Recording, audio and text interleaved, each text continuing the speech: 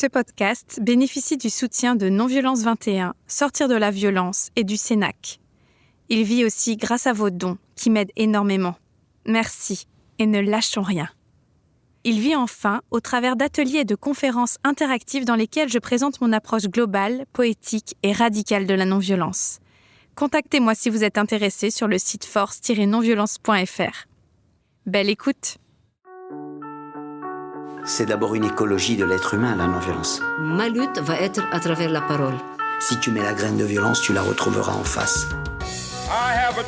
Ne jamais obéir. Urgence climatique, justice sociale. D'abord dénoncer le système. Mobilisation citoyenne. On ne peut pas être dans la violence et l'humanisme à la fois. Bienvenue dans le podcast La force de la non-violence. Parce que la force n'est pas l'apanage de la violence, parce qu'on peut changer cette croyance et toute notre culture. Je suis Célia Grincourt et je vais à la rencontre de personnes qui ont choisi la non-violence et les stratégies d'action qu'elle nous offre pour se faire entendre, révolutionner ce monde ou simplement espérer survivre. Être en colère, c'est la bonne santé, vous savez. Désobéissance civile de masse. Dans le changement politique, on n'a pas le droit de rester amateur. C'est une question de vie ou de mort. Il nous faut des armes d'instruction massive. C'est une lutte. Donc l'empathie est le levain de la non-violence. C'est ça notre espoir. Le droit à la non-violence. Le droit à la non-violence éducative. I still have a dream. Ahimsa. Le monde ne s'écroule pas d'un coup. Il se défait fil après fil. Si la loi d'origine n'est pas respectée, si cette trame invisible qui relie la pensée, la terre, les humains et les forces naturelles est abîmée, alors le monde tombe malade. Ce sont les Kogi, un peuple amérindien de Colombie, qui nous préviennent ici de ce qui est en train de nous arriver. Mais les Kogi ne perdent pas espoir. Les fils peuvent être retissés, les dégâts réparés, les blessures soignées. Chaque fois que l'on respecte le vivant, on restaure la trame. Marion Aymonière-Poussier a cheminé avec des représentants des peuples racines alors qu'elle co-créait une école dans la forêt californienne. Observant les enfants au sein de la nature, elle s'est inspirée de la culture du récit et du dialogue de ces peuples pour accompagner les plus jeunes et les groupes. Installée désormais en Ariège, cette médiatrice des familles et des associations a intégré dans son approche de la facilitation la pratique du soin et de la réparation. Imprégnée d'écoféminisme, elle appelle au respect inconditionnel de la sagesse des mères et des enfants. Marion Aymonière-Poussier, qu'est-ce que c'est pour vous, la non-violence ? C'est vrai que dans le mot non-violence, mais il y a déjà le mot violence. Alors ça m'a toujours interrogée parce qu'on a besoin de mentionner la violence pour parler d'un état qui devrait être un état, on dirait en anglais, de bliss, une espèce de plénitude. Ce serait la plénitude, la non-violence. Et j'ai reçu dès mon enfance un sens de la non-violence qui était très précis puisque ça m'a été transmis au travers des mains de ma mère, par la douceur dans la voix de ma mère. Je suis très heureuse d'ailleurs de parler de ma maman. Ça va peut-être m'émouvoir un petit peu. Vous entendez ma voix qui est un peu émue. Parce que je pense que pour un enfant, la douceur de sa mère est un cadeau divin, évidemment. Ma mère est une personne qui n'a pas reçu beaucoup de douceur et d'attention de ses parents. Et elle a pourtant réussi à transmettre une douceur incroyable dans sa vie, à ses enfants, bien sûr, mais aussi à beaucoup d'autres personnes, et notamment aussi à des personnes âgées. Et quand on était enfant, elle nous massait avec la méthode de Frédéric Leboyer, Chantala, le massage indien. Et elle nous a massés très longtemps. Je dirais même jusqu'au début de notre adolescence, elle nous massait encore parfois les jambes. On avait des douleurs de croissance. Donc cette douceur dans les mains, je l'ai vraiment reçue de ma mère. Et c'est une douceur qui peut presque désamorcer tous les troubles que la vie peut nous apporter vraiment. C'est ce toucher qui est extrêmement guérisseur. Et je le retrouve dans la voix. Quand j'accompagne les enfants, le travail de ma voix est extrêmement important parce que les enfants ont énormément besoin de douceur dans la voix. Et j'ai pu observer comment le cœur de l'enfant se déploie naturellement vers la non-violence. en osmose avec tout le vivant, bien sûr, tout le règne animal et le règne végétal. En fait, j'ai eu la chance de travailler en pleine nature avec les enfants en Californie, dans un espace sauvage, donc c'est la forêt métropolitaine de Los Angeles, où tous les animaux sont là, autour, y compris ceux qui sont dangereux. Les coyotes, les pumas, les serpents à sonnettes, les veuves noires, les scorpions.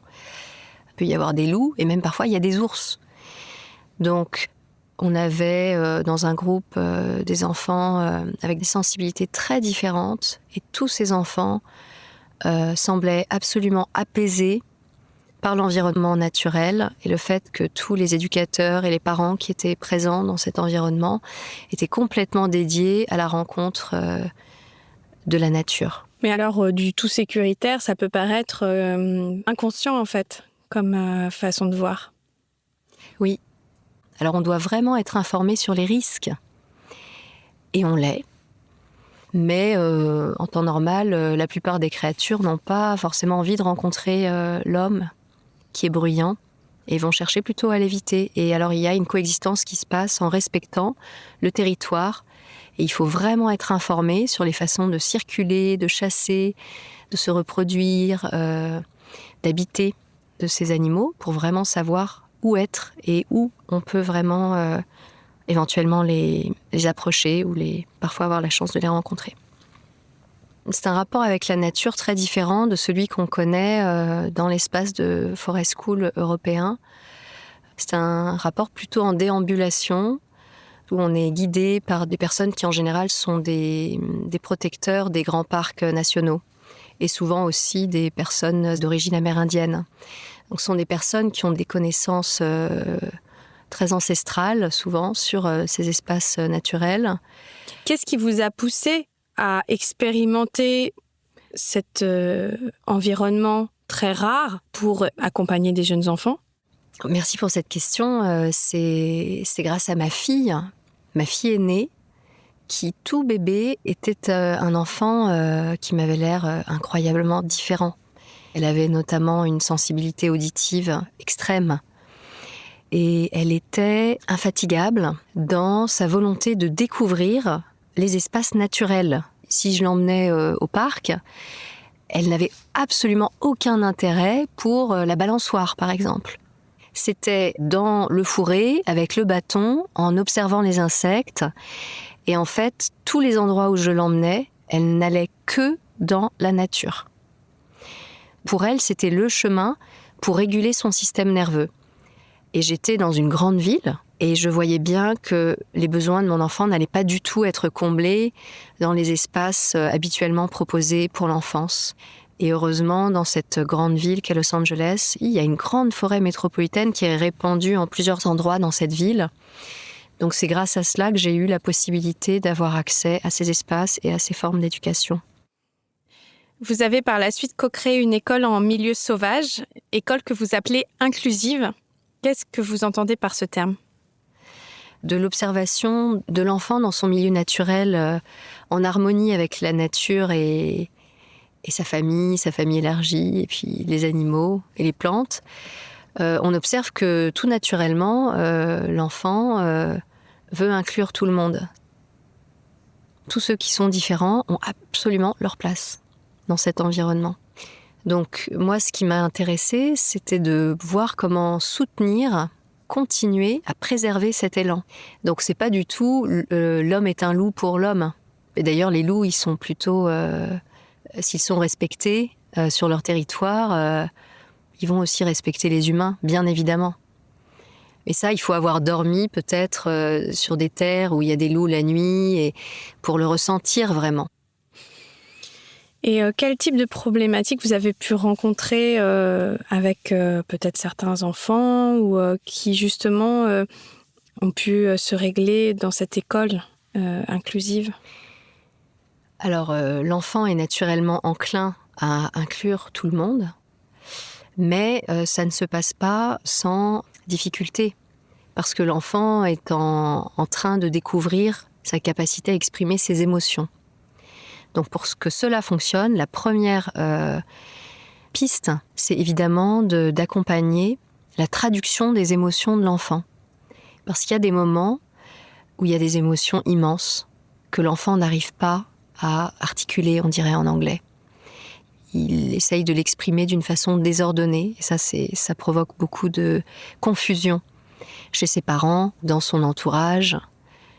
Par exemple, l'exemple d'un petit garçon. Alors, il va pour grimper dans cette cabane. Et cette cabane est toujours un enjeu territorial pour les enfants. Et il arrive en haut de cette cabane et il ne veut absolument pas qu'on le rejoigne là-haut, parce que là, il est seul. Donc c'est un enfant de 5 ans à peu près. Et commence à émerger une émotion venue du plus profond de lui-même, mais une colère gigantesque. Et Parce que les autres enfants veulent aller... Parce que les autres enfants veulent bien sûr rentrer dans ce petit monde à lui. Alors la colère commence et elle est vraiment très étonnante, sortie de nulle part. Et il y a des cris, et il y a des mouvements qui sont très brutaux, et on sent que c'est dangereux et qu'il pourrait vraiment pousser ou même jeter un enfant. Il est vraiment très en colère. Alors moi, comme je suis en lien évidemment avec sa maman, je sais que cet enfant, il vit à ce moment-là, dans son entourage, quelque chose qui l'a beaucoup marqué et qui lui a semblé très injuste. Et ce que je vais faire à ce moment-là, c'est déjà de le mettre en sécurité en l'enveloppant pour qu'il ne se blesse pas et qu'il ne blesse pas un autre enfant. Je rappelle à ses amis qu'il a besoin d'avoir un temps pour lui, dans cet espace en sécurité. Et puis, je l'observe et je lui dis tout simplement « Tu es très en colère ?» Et il me dit « Oui, il est très en colère. » Et je lui dis « Mais j'ai l'impression que tu es triste aussi. Tu as l'air très triste. » Et à ce moment-là, quand je mentionne cette tristesse, ce petit garçon fond complètement. Il est comme percuté de plein fouet par l'évidence qu'en fait il est triste, il est profondément triste. Tout son corps se détend. Et il a fallu à cet enfant un quart d'heure pour se remettre simplement du fait qu'on lui avait suggéré que c'était peut-être de la tristesse qui était vraiment l'émotion qui était en dessous de ça. Mais ça, il faut être quand même capable de décoder, parce qu'on n'est pas toujours capable en fait. Oui. Alors, bien sûr, on observe tous les processus de vie de l'enfant et on doit impérativement être en lien avec les parents, évidemment. La sagesse parentale, elle est hyper importante. Les parents qui sont les meilleurs observateurs des rythmes naturels de l'enfant et de tout ce qui a pu se passer dans le quotidien de l'enfant, qui a pu lui donner une peine immense, par exemple, comme c'était le cas pour cet enfant. Si je ne suis pas en lien avec la parentalité à ce moment-là, et si je n'ai pas fait toute l'observation des processus de vie de cet enfant, mais je peux passer complètement à côté de son émotion. Vous avez travaillé avec des enfants, vous m'avez dit, extraordinaires. Qu'est-ce que ça vous a appris, ce travail avec eux ? Alors, je parle des enfants extraordinaires. Ce sont les enfants qu'on appelle aussi autrement en situation de handicap. Ce sont des êtres extraordinaires parce qu'ils ont une pensée extraordinaire. Bon, j'ai travaillé avec des enfants autistes, des enfants qui parfois sont non-verbaux, qui ont parfois des façons d'exprimer qui sont sous forme de chant, de danse, d'onomatopée, de comportements qui peuvent sembler intempestifs, étonnants. Je pense notamment aux enfants autistes non-verbaux. Ce sont des enfants qui ont des formes d'expression qui sont tout à fait extraordinaires, souvent très créatives, très artistiques. Et le cadeau, quand on fait l'espace, on crée l'espace pour ces enfants-là dans un groupe, qu'on arrive à vraiment créer cette équidignité entre les enfants. Le cadeau pour tous les enfants, c'est que ça autorise les autres enfants à montrer un petit peu plus d'eux-mêmes. Ça permet aux autres enfants d'être plus authentiquement eux-mêmes, de voir que des comportements qui peuvent être considérées comme étant un petit peu peut-être excentriques, sont en fait tout à fait acceptables, mais on les explique. On explique aussi le langage original de notre ami, et à partir de là, on arrive vraiment à communiquer. La communication n'est pas interrompue. Et de cette façon, on arrive à réaliser une inclusion remarquable. Et je pense vraiment que c'est dès la petite enfance qu'on doit cultiver cela. Parce que les enfants, comme je l'ai dit tout à l'heure, qui sont petits, ils sont naturellement enclins à inclure tout le monde. Sur cette terre, certaines choses sont indicibles. La généalogie des cassures, un vent timide qui soulève les feuilles après un massacre, ou le parfum du café alors qu'il n'y a personne en vue. Certains humains disent que les arbres ne sont pas des êtres sensibles, mais ils ne comprennent pas la poésie. Ils n'entendent pas davantage la chanson des arbres quand ils sont nourris par la musique du vent ou de l'eau, pas plus que leurs cris d'angoisse quand ils sont cassés ou dépossédés. Aujourd'hui, je suis une femme qui aspire à être un arbre planté dans une terre humide et sombre, entre l'aube et le crépuscule. C'est un extrait de L'Arbre qui parle de Joy Harjo, poétesse d'origine amérindienne, qui vous inspire, m'avez-vous dit. Et je trouve que ce texte nous ancre immédiatement au cœur de votre travail, à la fois sur la question du trauma, la généalogie des cassures, et la culture amérindienne et l'écoféminisme. Vous êtes nourrie, vous m'avez dit, de culture amérindienne dans votre travail, et en quoi elle l'a guidée et elle guide toujours votre démarche? Mais j'aime beaucoup ce poème, et ça me plaît beaucoup qu'elle parle de la sensibilité des humains et des arbres. Parce que je me dis souvent que il y a là un lien d'amitié qui a été oublié depuis longtemps. Et on le retrouve dans les histoires ancestrales des Amérindiens et de tant de peuples racines. Il fut un temps où les hommes vivaient beaucoup plus dans la lenteur et passaient beaucoup plus de temps auprès des arbres.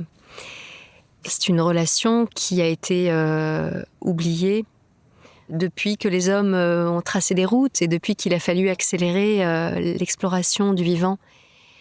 Donc ces dernières années, il y a une conscientisation de l'importance de ce qu'on appelle d'ailleurs en anglais la rematriation, espèce d'élan pour rendre visible ceux qui ont pris soin de la terre et le lien à cette terre-mère. Voilà. Donc on appelle à nouveau cette terre-mère. De plus en plus dans tous les espaces publics qui sont dédiés à l'écologie, à l'éducation, etc. Quand on œuvre dans ces terres qui sont encore habitées par ces philosophies des peuples racines, on n'a pas que la pensée occidentale comme référence, mais on peut aussi faire le bond anthropologique d'aller chercher ce que les philosophies de ces peuples ont à nous enseigner. Ça permet de résoudre des questions qui parfois n'avancent pas. Je pense notamment au sujet à ce que les cercles, les formes d'écoute cycliques qu'on observe dans toutes ces cultures apportent dans les résolutions de conflits. Qu'est-ce que c'est exactement les cercles alors ?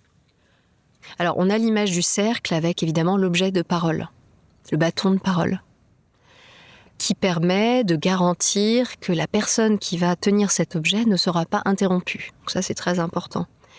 Ensuite, ce simple objet permet de conscientiser qu'on essaye de s'acheminer vers un temps égal de parole, et donc pour accomplir une équité ou une équidignité dans le cercle de toutes les personnes qui sont là, qui sont représentées dans le cercle.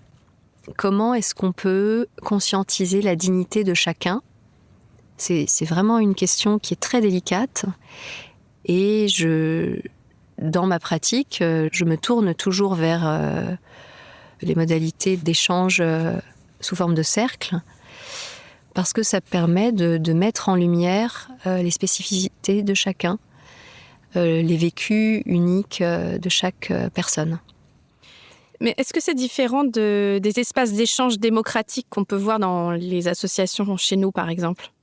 Ce qui change principalement, je dirais que c'est la qualité d'écoute. Parce que ces peuples ont, depuis l'enfance, appris à écouter profondément, bien sûr sans interrompre, ils ont partagé depuis des temps ancestraux des histoires. Et ils ont aussi investi le véhicule de l'histoire pour partager les douleurs et les épreuves, tout ce qu'ils traversaient. C'est souvent l'histoire d'une lune qui a rencontré un coyote, et il y a toutes sortes d'histoires qui peuvent venir comme ça. Ce sont des histoires qui nous permettent de prendre de la distance par rapport à ce que nous vivons. Et ça permet de naviguer vers une guérison collective, en fait, et d'accomplir une résilience. Et vous parliez des histoires dans les cercles amérindiens. L'histoire, c'est quand même ce qu'on raconte aux enfants en général. Quelle place avaient les histoires dans votre pédagogie, dans votre école inclusive ? Elles avaient une place très importante parce que, bien sûr, on évoluait dans des espaces sauvages avec des peuples qui en étaient les gardiens, qui avaient le goût de ces histoires ancestrales. Et les enfants ont évidemment tellement besoin de ces histoires. Et ces histoires, elles ont vraiment un rôle médicinal. Et on voit avec les petits qu'une histoire peut guérir une blessure. Alors il s'agit vraiment de trouver la bonne histoire pour guérir la blessure. Par exemple, c'était une conversation entre 3 enfants. Et 2 d'entre eux se connaissent depuis qu'ils sont tout petits. Ils ont une amitié extraordinaire, ces 2 enfants. C'est un garçon et une fille. Et ils ont tellement conscience de la préciosité de ce lien que quand ils sont ensemble, tout peut disparaître autour. Et à côté d'eux est cette petite fille qui a un talent pour réunir tout le monde.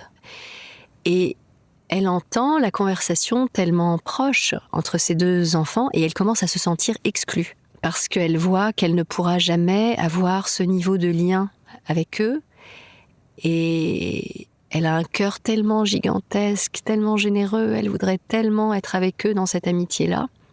Son cœur se brise et elle commence vraiment à avoir beaucoup de peine. Alors on sent un conflit qui commence à se créer entre les 3 enfants, puisque les 2 enfants lui disent « Ah non, tu ne peux pas être avec nous !» Et vient le moment où ça prend des proportions tonitruantes. Et il se trouve que j'ai avec moi la marionnette de notre grenouille. Et qu'elle est très précieuse, cette marionnette, parce que les enfants l'adorent et qu'elle est très mignonne et ils lui font des bisous tout le temps. Je me souviens qu'un peu plus tôt dans la matinée, on a visité un petit cours d'eau et on a observé pour la première fois un très grand crapaud à cet endroit où on n'a jamais vu de crapaud. Et je raconte l'histoire de la grenouille qui pleure. Oh, elle a vu ce crapaud dans son ruisseau, dans son endroit. Et elle déplore le fait qu'elle ne pourra plus avoir sa place. Elle ne pourra plus manger tous ces petits insectes. C'est lui, il est tellement grand. Il va tout manger, il va tout prendre et je n'aurai plus rien. Et je n'aurai plus ma rivière et je ne serai plus chez moi. Et il ne voudra pas de moi. Je fais la grenouille qui pleure et la petite fille tout de suite, bien sûr, prend la parole. Parce que les enfants ont les oreilles pour ces histoires et ils sont prêts à réagir et à intervenir. Alors elle dit « Non, grenouille. Ne t'inquiète pas. Tu vas retrouver ta maison et le crapaud, il ne va pas te rejeter. » Alors la grenouille lui dit « Mais j'ai tellement peur. » « N'aie pas peur. Tu vas avoir tes mouches, tu vas avoir tes petits insectes. » Et la grenouille lui dit encore « Mais ce crapaud, il ne voudra jamais de moi. » Elle lui dit « Non, grenouille, il voudra de toi. Mais est-ce que tu crois qu'on pourra jouer ensemble ? » « Oui, grenouille, tu vas pouvoir jouer avec ce crapaud. » Et je vois que les 2 autres enfants s'étaient complètement arrêtés de discuter entre eux. Ils écoutaient de toutes leurs oreilles tellement attentivement cette histoire. Et finalement, il y a eu un grand silence. La dispute était terminée. C'est elle, cette petite fille, avec son amour, qui a volé au secours de la grenouille et elle a dit « Il y aura toujours de quoi partager, il y aura toujours une place pour toi. » Il n'y avait plus de dispute. Tout le monde avait compris. C'est très beau, ça me fait un peu penser ce livre de Clarissa Pinkola Estés, Femme qui court avec les loups, qui, je crois, vous a marqué, qui moi aussi a été une grande découverte, je pense à l'entrée à l'âge adulte à peu près. Alors Clarissa Pinkola Estés, c'est une autrice, une conteuse, une psychanalyste jungienne qui raconte à travers les histoires comment une femme peut se relier à sa femme sauvage et qui parle des loups, justement des loups et de cet état de nature au fond dont vous parlez, mais sur le plan de la psyché. Elle ne parle pas vraiment du trauma dans ce livre, mais par ses histoires, par cette poésie qu'elle met, on sent qu'il y a comme une soif qui s'étanche et quelque chose qui guérit quand même, rien qu'à la lecture. Et je voulais vous demander comment vous avez cheminé vers cette question du traumatisme et comment vous le définissez, vous ? Moi aussi, ce livre m'a, considérablement marqué. Je l'ai aussi découvert quand j'avais une vingtaine d'années.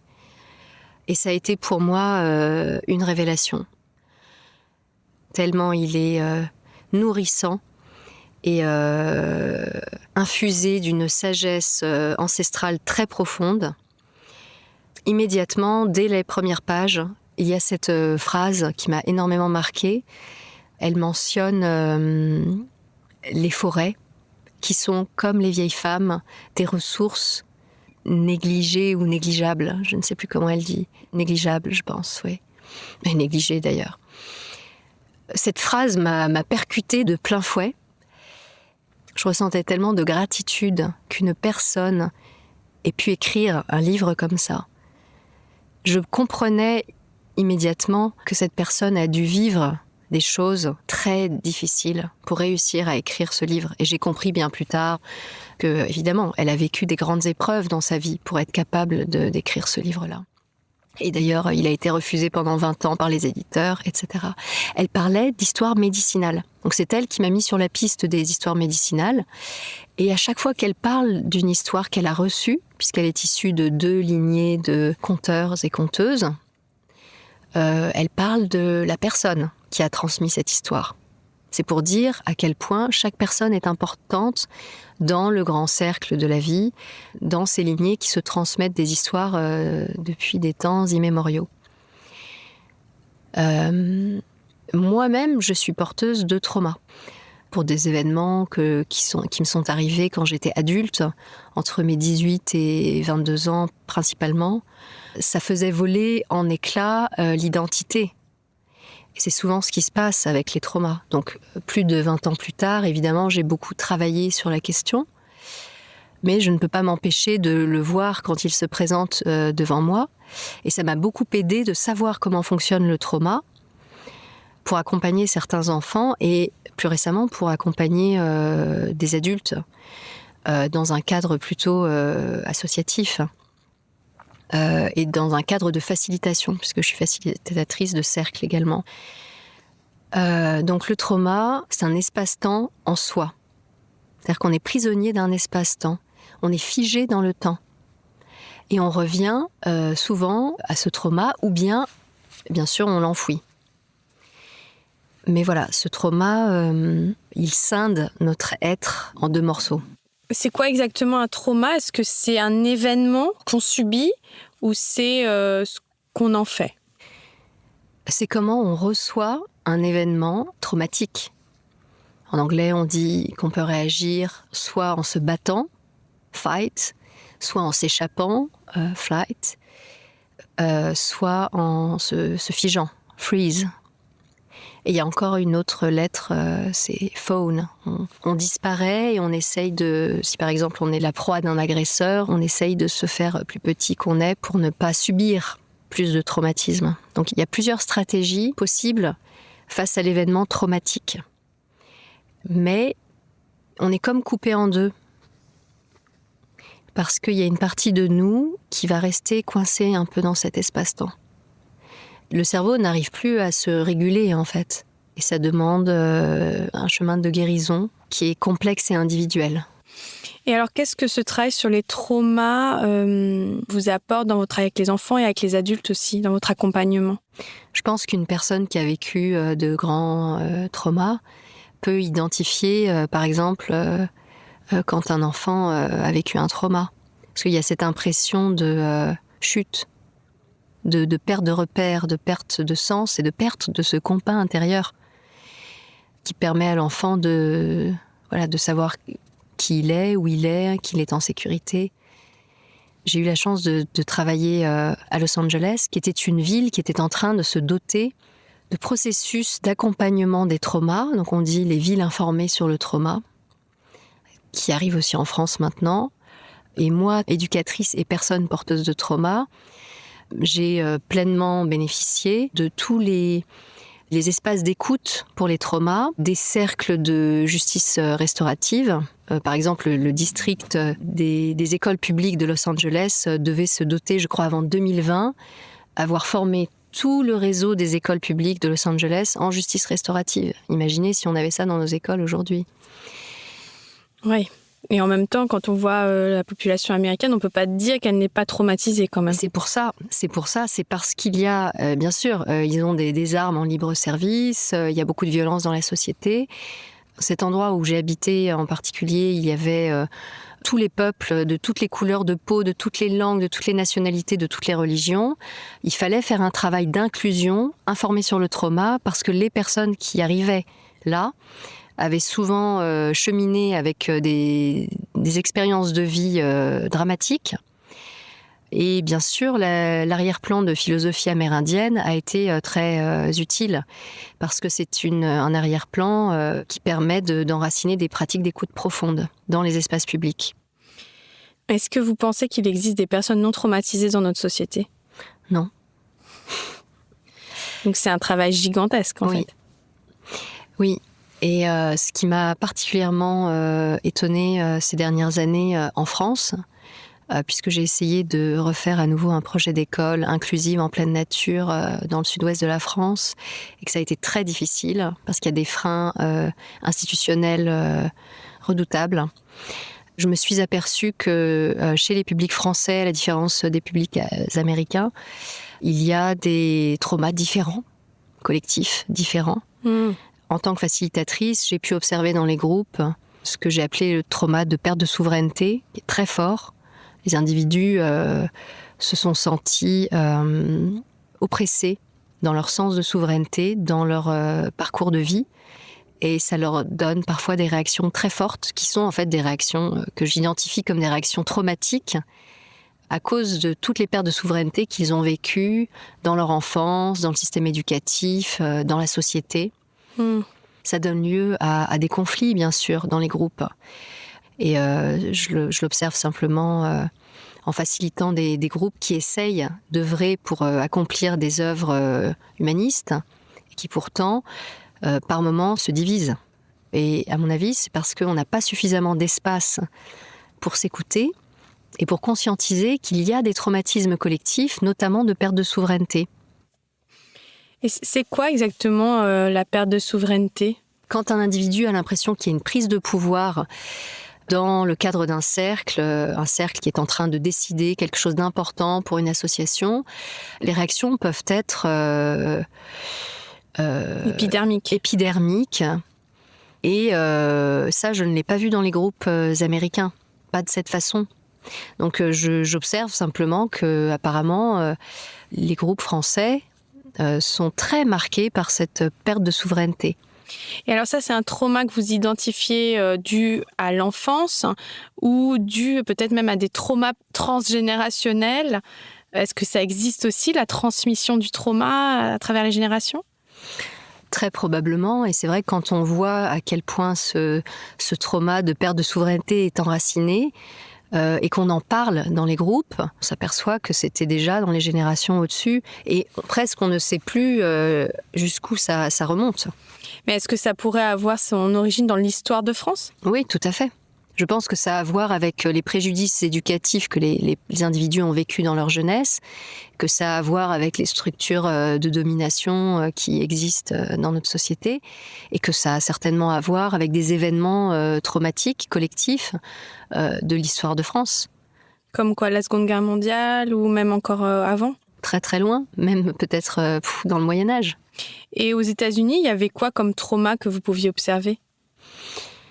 Bon, aux États-Unis, il y a des groupes qui ont des histoires très particulières parce qu'il y a notamment les Amérindiens qui ont vécu des génocides à un niveau de trauma transgénérationnel incommensurable.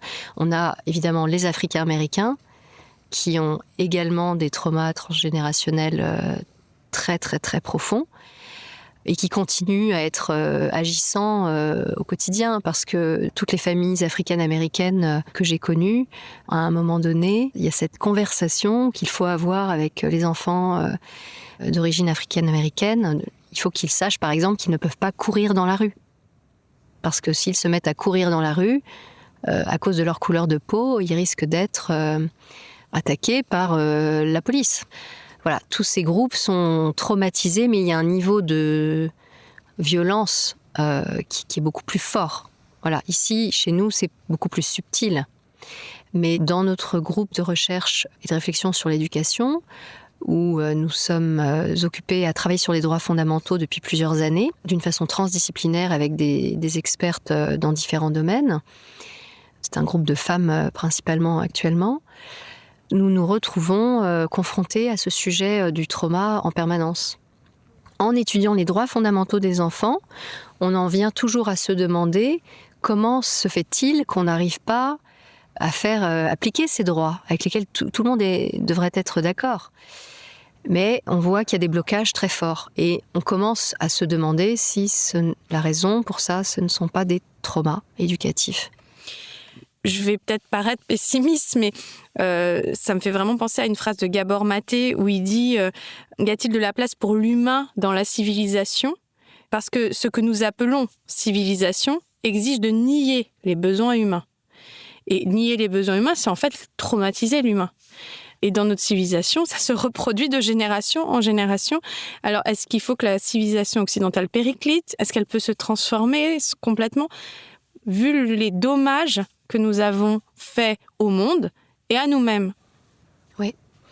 Mais je dirais que il va falloir créer beaucoup d'espaces d'écoute pour entendre tous ces traumas, parce que ça ne devrait pas être honteux. Et on doit à tout prix sortir de cette éducation par la honte. En tout cas, on doit essayer de créer des espaces pour qu'on puisse se dégager de ces traumas collectifs. Et on va devoir s'écouter beaucoup. Par exemple, chez les peuples amérindiens, ils font parfois des cercles sur le sujet du chagrin. Ça, c'est quelque chose de très médicinal. Il y a parfois un grand chagrin collectif à partager ensemble. Mais vraiment le ressentir, en prendre toute la mesure. Parce que si on veut vraiment élever nos consciences, peut-être faut-il ressentir ces chagrins collectivement. Vous agissez au niveau d'associations qui luttent. Et ce qui me questionne, c'est dans votre vision de la non-violence, vous parlez énormément de douceur. Dans la façon dont vous voyez la guérison des traumas, vous parlez d'écoute profonde. Donc ça revient à une grande douceur aussi. Est-ce que c'est possible de lutter et d'infuser cette douceur en même temps? Absolument, c'est possible. Et moi, je me trouve en position de facilitatrice dans une convergence interassociative où il y a des traumas. Parce qu'il y a eu de la violence institutionnelle, qu'il y a des personnes épuisées, qu'il y a des personnes qui ont des traumas de perte de souveraineté anciens. Il y a toutes sortes de blessures. Néanmoins, les luttes sont courageuses. Elles méritent qu'on essaye de les sauver. Donc on doit absolument utiliser tous les trésors de douceur que nous avons en nous pour accompagner ces groupes, pour leur permettre de se libérer de ces blessures et de pouvoir aller plus loin d'une façon plus unifiée. Et j'ai l'impression qu'on est actuellement en première génération. Je sais que dans le domaine de la psychiatrie, ils parlent souvent en termes de génération. Ils font une découverte, ils sont obligés de former tout le monde sur le terrain à cette découverte. Et puis ensuite, en deuxième génération, ils commencent vraiment le travail. Actuellement, j'ai l'impression qu'on essaye de changer le paradigme éducatif, mais on a affaire à des adultes traumatisés. C'est-à-dire que j'ai cette image de les violences faites aux enfants et les violations faites aux enfants qui sont le haut de l'iceberg. Et en dessous sont tous les traumatismes des adultes qui nous empêchent de nous révolutionner sur le plan institutionnel, dans les structures de l'institution scolaire elle-même qui pourraient être complètement transformées, et même au sein des associations qui portent des formes encore plus innovantes. Donc j'ai l'impression qu'on a besoin de se guérir un peu. Et comme moi, je suis une personne porteuse de trauma d'il y a longtemps, et que je considère que je m'en suis guérie avec tout mon chemin, j'ai aussi observé que cette force de guérison, elle nous donne une force extraordinaire pour accomplir des grandes choses, des grandes luttes notamment. Donc je n'ai aucun doute sur le fait que ça va générer beaucoup de créativité et donner beaucoup d'énergie en fait. Il faut qu'on arrive, malgré tout, à être orienté vers le bien-être, le mieux-être. L'esprit de fête aussi. Oui, voilà, la célébration. Dans ces sociétés amérindiennes que j'ai connues, l'esprit de fête, il est très important aussi. Les célébrations en lien avec la nature, en lien avec les moments de la vie, les rites d'initiation, chaque moment de survie spirituelle d'une personne est célébrée. Chez certaines tribus en Afrique, je pense notamment au travail de Malinoma Patrice Somé, qui était un Burkinabé. Il a été enlevé de son village lui aussi et mis dans une école jésuite. Il a dû faire tout un parcours de guérison et de reconstruction pour retrouver qui il était, d'où il venait. Il devait être chaman, il ne devait pas du tout être dans une école jésuite, cet homme-là. Puis comme il a parlé anglais et français, alors il a fait des ponts, il a pu transcrire ce que dans une anthropologie autre que l'anthropologie occidentale, on peut comprendre, notamment sur la maladie, les troubles mentaux, sur toutes sortes de choses qui sont accompagnées dans les sociétés traditionnelles d'une façon complètement différente de la nôtre. Quand dans ces cercles, il était normal de raconter des épisodes de vie dévastateurs, chez nous, on a déserté ces espaces-là. Alors pour conclure, j'aimerais que vous me racontiez quel serait votre rêve de non-violence aujourd'hui. Alors déjà, pour commencer, mon rêve de non-violence, c'est un monde où la sagesse parentale est restaurée, où la dignité des mères est restaurée. Parce qu'un monde où la dignité des mères est restaurée, c'est un monde où les enfants sont en sécurité. Ensuite, c'est un monde où on protégerait, comme un trésor, l'élan naturel de l'enfant pour cultiver la justice sociale, malgré les moments d'explosion émotionnelle qu'il faut accompagner, bien sûr, et qu'il faut traduire. Mais l'enfant a vraiment ce trésor de sagesse en lui. Il est naturellement doué pour inclure tout le monde. Et ça, vraiment, mon rêve, ce serait que cette sagesse soit valorisée. Ça veut dire que c'est un monde où la domination de l'adulte prend fin et où on célèbre les enfants pour qui ils sont, c'est-à-dire des êtres petits, vulnérables, mais détenteurs de conscience considérables et de solutions pour notre futur, puisque si on les écoutait, on aurait déjà sauvé la planète. L'enfant a une puissance de transformation de notre humanité qui est considérable en lui, si seulement on l'écoute. Je veux parler aussi du cœur courageux de l'enfant, cette nature épique. Il est naturellement enclin à une épopée. Et donc ça, c'est très joyeux. Donc pour toutes ces raisons, écouter plus les petits-enfants, ça peut radicalement transformer, révolutionner notre monde. Et puis pour tout le reste, je laisse tous mes collègues écologistes et tous ceux qui essayent de défendre le vivant, le soin, de donner toutes leurs recommandations pour qu'on puisse prendre soin d'une terre qui est le trésor de nos enfants. Normalement, on doit protéger, chez les Amérindiens, les 7 générations à venir. Alors il faut penser à ça. Vraiment, si on se met à la place du petit enfant, on arrive à découvrir un chemin de libération de l'humanité. Merci Marion Aymonière-Poussier. Merci Célia.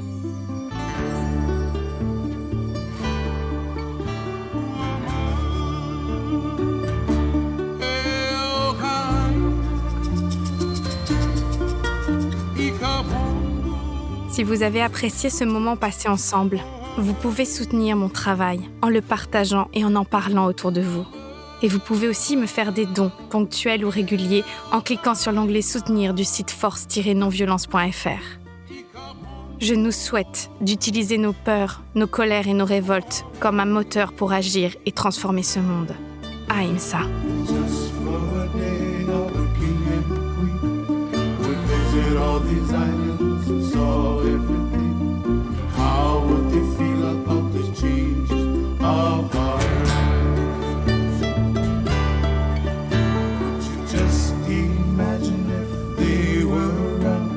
Saw highways on the sacred grounds. How would they feel about this modern city life? Tears would come from each other's eyes as they would start